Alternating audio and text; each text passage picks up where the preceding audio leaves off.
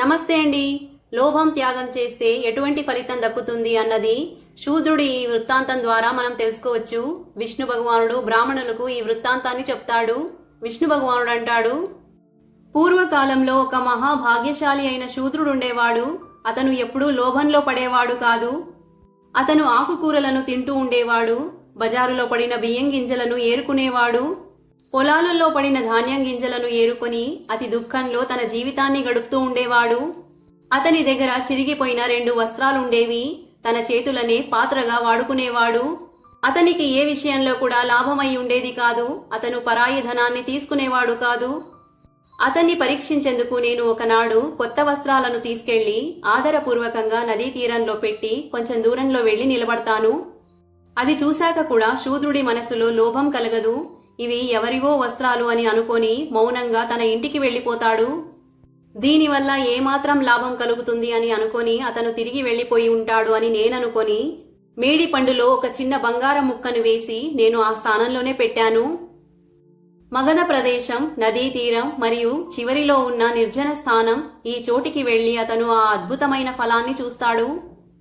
దాన్ని చూసిన వెంటనే ఇలా అంటాడు, చాలు చాలు, ఇదేదో కృత్రిమ విధానం ఉన్నట్టుంది. ఈ సమయంలో ఈ ఫలాన్ని గనక నేను గ్రహిస్తే నా అలోభ వృత్తి నష్టమైపోతుంది. ఈ ధనాన్ని రక్షించుకోవడం చాలా కష్టమైన పని. ఇది అహంకారం ఒక స్థానం. ఎంత లాభమవుతుందో లోభమంత పెరుగుతూ ఉంటుంది. లాభంతోనే లోభం ఉత్పత్తి అవుతుంది.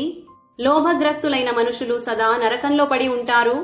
ఈ గుణహీన ద్రవ్యం నా ఇంట్లో ఉన్నట్టయితే నా స్త్రీ మరియు పుత్రులు ఉన్మాదులవుతారు, అంటే వెర్రివాళ్లైపోతారు. ఉన్మాదం కామజనితమైన వికారం. దీనితో బుద్ధిలో భ్రమ పుట్టుకొస్తుంది. భ్రమతో మోహం మరియు అహంకారం ఉత్పత్తి అవుతుంది. వీటి వల్ల క్రోధం మరియు లోభం ప్రాదుర్భవిస్తాయి. ఇవి అధికమయ్యే కొద్దీ మనిషిలో తపస్సంతా నష్టమైపోతుంది. తపస్సు క్షయమవ్వడంతో చిత్తాన్ని మోహంలో పడేసే మలినమంతా పుట్టుకొస్తుంది. ఆ మలిన రూపీ సంకెళ్లతో బంధించబడిన మనిషి ఇంకా పైకి ఎదగలేడు. ఇలా విచారం చేస్తూ ఆ శూద్రుడు ఆ ఫలాన్ని అక్కడే వదిలి ఇంటికి వెళ్లిపోతాడు. ఆ సమయంలో స్వర్గంలో ఉన్న దేవతలందరూ ప్రసన్నమై సాధు సాధు అనుకుంటూ ఆ శూద్రుణ్ణి ప్రశంసిస్తారు. అప్పుడు నేను ఒక దిగంబర రూపీ వేషధారణతో వారి ఇంటి దగ్గరికి వెళ్లి మనుషులకు వారి భాగ్యం గురించి చెప్తూ ఉంటాను. విశేష రూపంగా పాతకాలం మాటలను చెప్తూ ఉంటాను.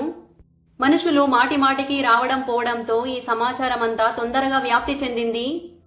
ఇది విని శూద్రుడి స్త్రీ కూడా నా వద్దకు వచ్చి తన భాగ్యానికి కారణమేమిటో అడుగుతుంది.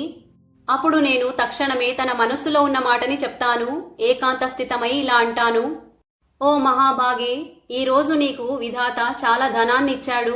కాని నీ పతి మూర్ఖత్వంతో ఆ ధనాన్నంతా పరిత్యాగం చేశాడు. మీ ఇంట్లో ధనం కొరత ఉంది. ఎప్పటి వరకైతే నీ పతి సజీవంగా ఉంటాడో అంతవరకు మీరు దరిద్రాన్ని అనుభవిస్తూ ఉంటారు. ఇందులో ఎటువంటి సందేహం లేదు. నువ్వు తొందరగా నీ ఇంటికి వెళ్లి నీ పతికి ఆ ధనం విషయం గురించి అడుగు. ఈ మంగళమయీ వచనాలను విని స్త్రీ తన పతి దగ్గరికి వెళ్తుంది మరియు చాలా దుఃఖంలో వృత్తాంతాన్ని చర్చిస్తుంది. స్త్రీ మాటలను విని శూద్రుడికి చాలా ఆశ్చర్యం వేస్తుంది.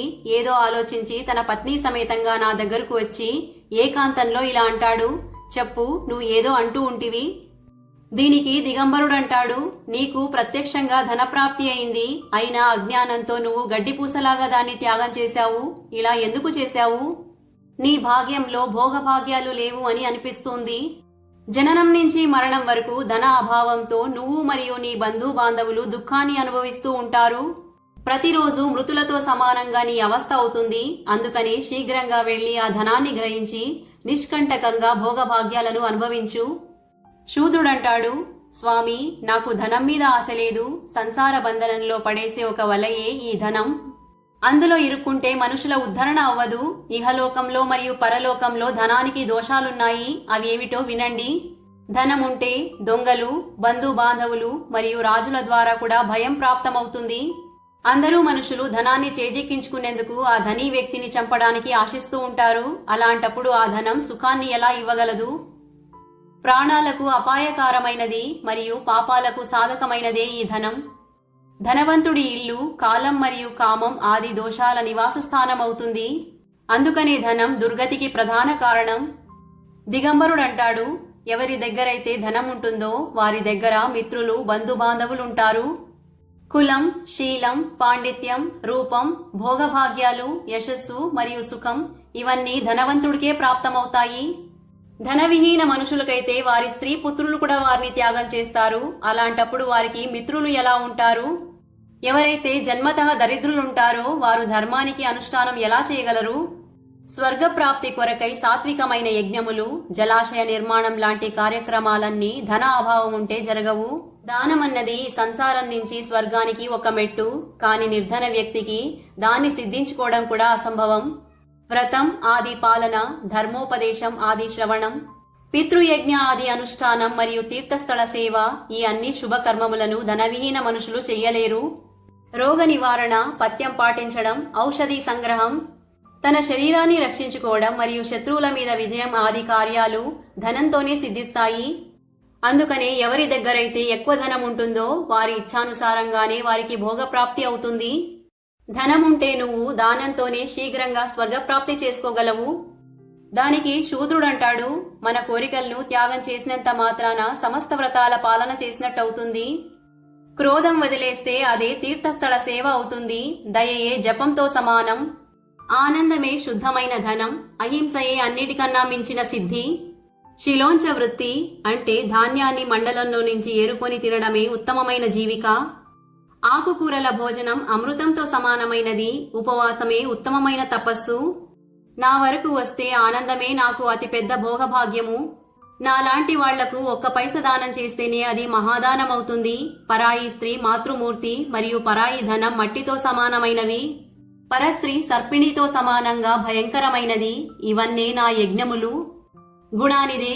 ఈ కారణం వల్లనే నేను ఆ ధనాన్ని స్వీకరించలేకపోయాను. ఇది నేను మనస్ఫూర్తిగానే చెబుతూ ఉన్నాను. బురద పెట్టి కడగడం కన్నా దూరం నుంచి స్పర్శ చేయకుండా ఉండటమే మంచిది అని శూద్రుడంటాడు.